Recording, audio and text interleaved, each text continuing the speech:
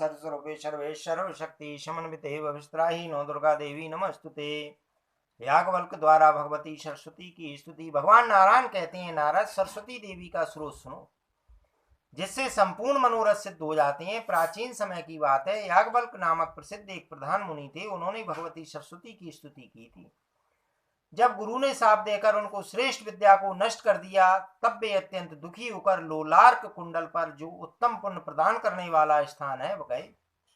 उन्होंने तपस्या के साथ ही शोक विहल होकर भगवान सूर्य की स्तुति की। तब शक्तिशाली सूर्य ने याज्ञवल्क्य को वेद और वेदांग का अध्ययन कराया। साथ ही कहा, मुने, तुम स्मरण शक्ति प्राप्त करने के लिए भक्ति पूर्वक भगवती सरस्वती की स्तुति करो।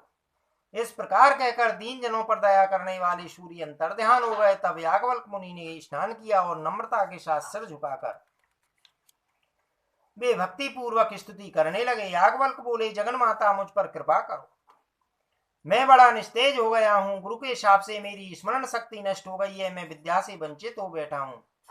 मुझे दुख सता रहा है। तुम मुझे ज्ञान स्मृति, शिष्यों को समझाने की शक्ति, विद्या तथा ग्रंथ रचना करने की कुशलता देने के साथ ही अपना उत्तम एवं सुप्रतिष्ठित शिष्य बना लो।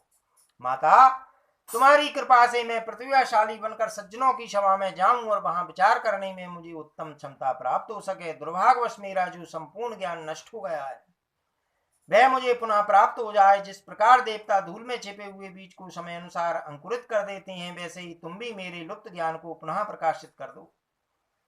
तुम ब्रह्म स्वरूपा परमा ज्योति रूपा सनातनी संपूर्ण विद्याओं की अधिष्ठात्री एवं भगवती सरस्वती हो। तुम्हें बार बार प्रणाम है। विसर्ग, बिंदु एवं मात्रा तीनों में जो अधिष्ठान रूप से विद्यमान है, उसकी भी अधिष्ठाती भगवती नीति को बारंबार नमस्कार है। वे देवी व्याख्या स्वरूपनी है तथा व्याख्या की अधिष्ठाती भी वे ही हैं, जिनके बिना सुप्रसिद्ध गणक भी संख्या के परिगणन में सफलता नहीं प्राप्त कर सकता।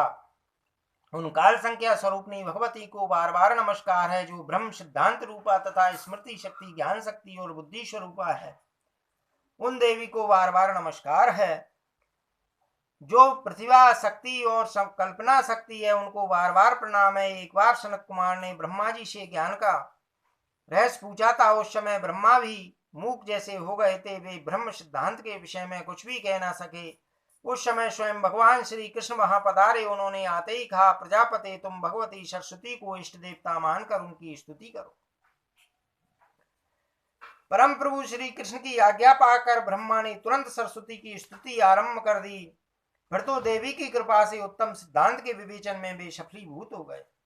ऐसे ही एक समय की बात है, पृथ्वी ने महाभाग अनंत से ज्ञान का रहस्य पूछा था। शेष की भी मूकवत स्थिति हो गई। वे सिद्धांत नहीं बता सके। उनके हृदय में घबराहट उत्पन्न हो गई। तब कश्यप के आज्ञानुसार उन्होंने सरस्वती की स्तुति की। इससे वे ऐसे सुयोग बन गए कि उनके मुख से भ्रम को दूर करने वाले निर्मल सिद्धांत का विशुद्ध विवेचन हो गया।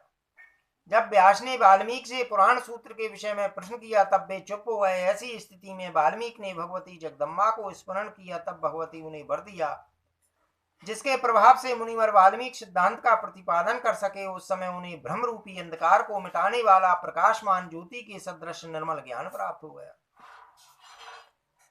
भगवान श्री कृष्ण के अंश व्यास जी वाल्मीकि मुनि के मुख से पुराण सूत्र सुनकर उसका अर्थ कविता के रूप में स्पष्ट करने के लिए कल्याणमयी देवी ध्यान करने लगे। पुष्कर क्षेत्र में रहकर 100 वर्षों तक उपासना की। माता, तब तुमसे वर पाकर व्यास जी कवीश्वर बन गए। उसी समय उन्होंने वेदों का विभाजन तथा पुराणों की रचना की। जब देवराज इंद्र ने भगवान शंकर से तत्व ज्ञान के विषय में प्रश्न किया, तब क्षणभर भगवती का ध्यान करने के वे उन्हें ज्ञान उपदेश करने लगे। फिर इंद्र ने बृहस्पति से शब्द शास्त्र के विषय में पूछा। जगदम्बे, उस समय बृहस्पति पुष्कर क्षेत्र में जाकर देवताओं के वर्ष से 1000 वर्ष तक तुम्हारे ध्यान में संलग्न रहे। इतने वर्षों के बाद तुम्हें उन्हें वर प्रदान किया, तब वे इंद्र को शब्द शास्त्र और उसका अर्थ समझा सकें। बृहस्पति ने जितने शिष्यों को पढ़ाया है और जितने सुप्रसिद्ध मुनि उनसे अध्ययन कर चुके हैं, वे सबके सब भगवती सुरेश्वरी का चिंतन करने के पश्चात ही सफलीभूत हुए हैं।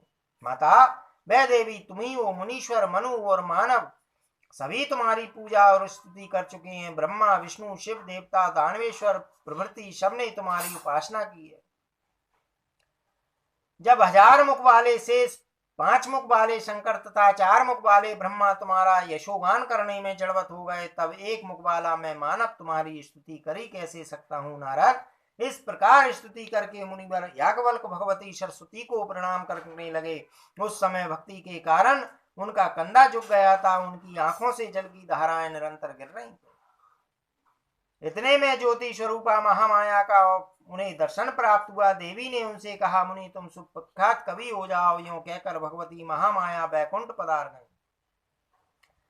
जो पुरुष याज्ञवल्क्य रचित इस सरस्वती स्रोत को पढ़ता है उसे कवींद्र पद की प्राप्ति हो जाती है। भाषण करने में वह बृहस्पति की तुलना कर सकता है। कोई महान मूर्ख अथवा दुर्बुद्धि ही क्यों न हो, यदि वह 1 वर्ष तक नियम पूर्वक इस स्रोत का पाठ करता है तो वह निश्चय ही पंडित, परम बुद्धिमान एवं सुकवि हो जाता है।